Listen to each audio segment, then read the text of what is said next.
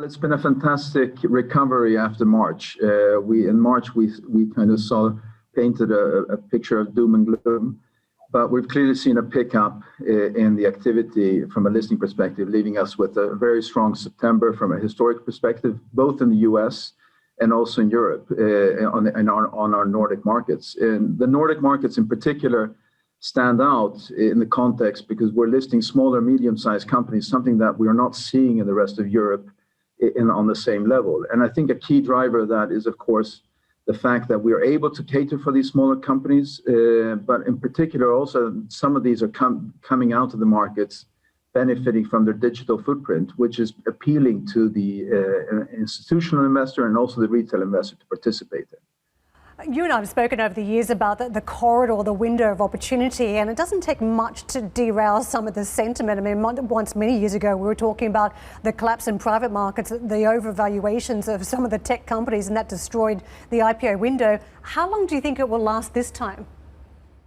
Well, it's a good question. I mean, I think from our perspective, one thing that has been coming out of this pandemic is the digital footprint that many of these companies have had has now been proven and cemented. I mean, some of the habits that we're picking up or the trends that we're picking up are now actually a part of our everyday life. And I think that's reflected in the valuations and the appetite of the investors to participate in these companies on the exchange.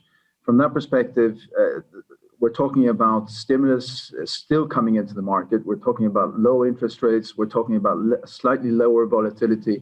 These are all things that will benefit the equity market overall as people are looking for return of investment. So I think IPOs and equity market will be in favor. And I think we're probably going to have to be used to living in a low interest rate environment, which again will favor equity overall. What do you make of the new crop coming to market? Because if you look at the long list of potentials, there's something that stands out about them. They're mostly technology names. They're fintech and some of them are mobility players.